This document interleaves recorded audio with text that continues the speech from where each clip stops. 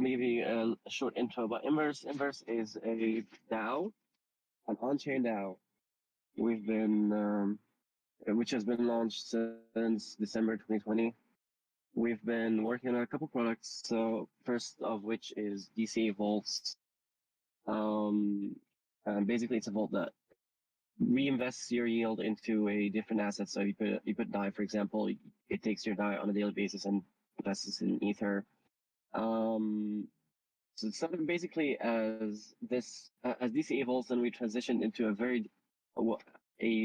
DAO that builds different products. So we've built a money market / decentralized stablecoin called DOLA. And DOLA is basically an over collateralized. Well, unlike what France is building, it's a little different. It's basically similar to DAI in the way where it's over collateralized. So you put multiple types of collateral, such as ETH, BTC, or WBTC, and other collateral types, ENV as well, and you can borrow DOLA. We've been also working on other products. We've recently acquired Swirl or Tonic Finance, which is also a product working on DC Evols. We're basically, I would say, what the main differentiator of Inverse Finance between Inverse and other products and other projects in the space and other DAOs as well is that we're very serious about decentralization. So there's not really any team or company or any kind of legal entity or even any kind of central planning in Inverse. There are only maybe different groups who are working on different aspects of the DAO. So we have a marketing committee, which is elected. We have a grants committee as well. We have different devs who are working in parallel. The other thing I want to talk about Inverse really quick is DOLA. So DOLA is actually extremely similar to DAI, but it's in many ways, I would say, of course, but I'm biased, a superior over collateralized stablecoin. So our main focus is on capital efficiency, actually across all of our products. So DOLA allows you to earn to earn interest on your collateral. Unlike MakerDAO, it allows you to put different collateral. It allows you to kind of avoid fragmenting your different collaterals. Also, like Maker Vaults, there are other benefits as well. But so in terms of, I would say my main interest in collaborating with OlympusDAO is that I think our main issue right now at Inverse, in particular in regards to DOLA, is timing. So I think right now our time to kind of introduce DOLA to the market is a little bit inconvenient, I would say. There are a ton of other stablecoins, and DAI has grown really, has had a lot of time to grow before. So there are many reasons for many users to transition to a new over collateralized stablecoin. So what Olympus is kind of, I think, is offering us right now is a way to quickly bootstrap demand for DOLA, and kind of give us a borrowing boost, which also increases our protocol revenue. But mainly, my main interest in Olympus is basically by creating a new bond. I think this is basically in the works. It's not yet introduced, but basically my idea is that we'll be creating a new bond between DOLA and LP token, which would create demand both for DOLA and liquidity for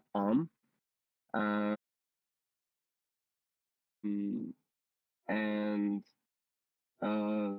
at the same time, we'd also be creating, I think would be the first, the way I'm saying it is that we'd be creating this kind of feedback loop by adding staked as a collateral on our money market. So people will be able to borrow DOLA, put it in an LP token with and putting it back into the bond and borrowing more DOLA, etc.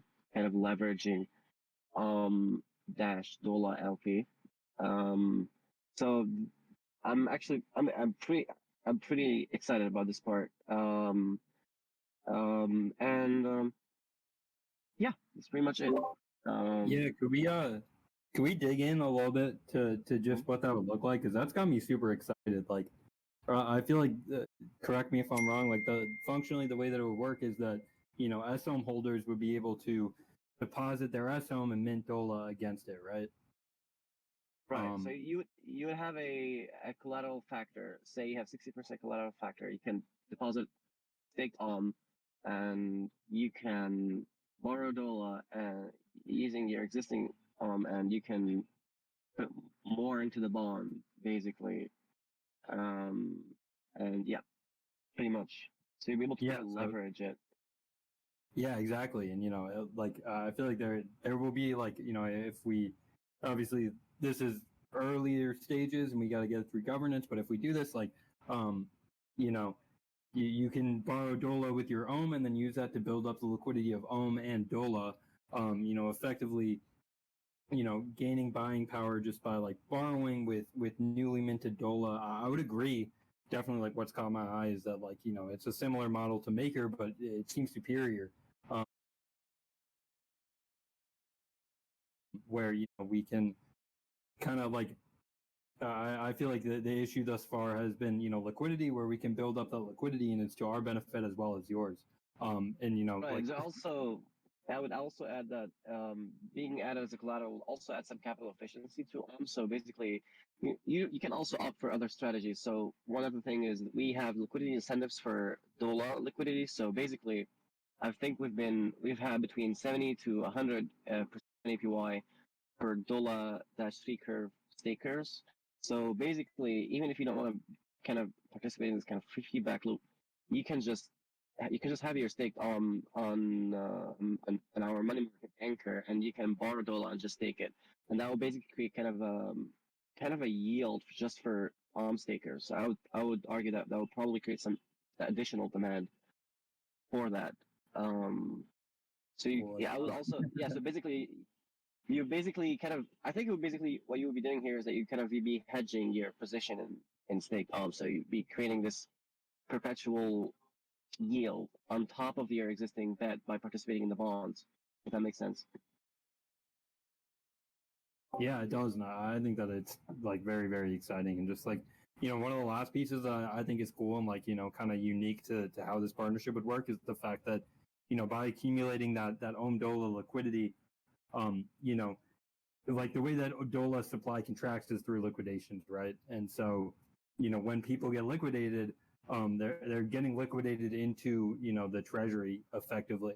And so it's this like risk deferred means because that liquidity kind of stemmed from the fact that those bonds were created, and like the existence of the DOLA is due to the liquidity almost, and then the reduction of the DOLA is like also facilitated by that liquidity. So it's like a cool kind of risk mitigated feedback loop that I feel like will be really powerful.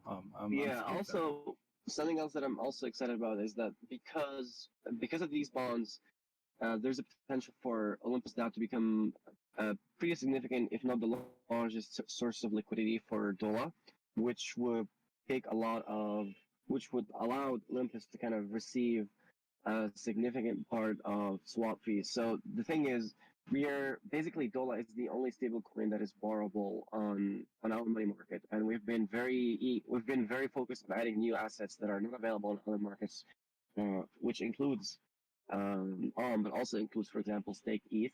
So there's like $1.2 billion of stake ETH that are coming to Anchor, and basically these borrowers will probably be looking to borrow stables to farm in other places. So if is also kind of the single largest source of liquidity, then basically it would be the single largest recipient of swap fees.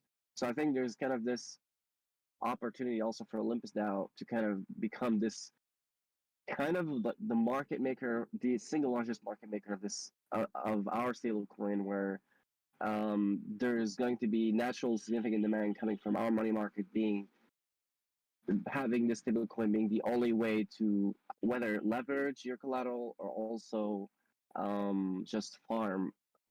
So yeah, I think it's pretty exciting. Same. Yeah, no, I think it's going to be awesome.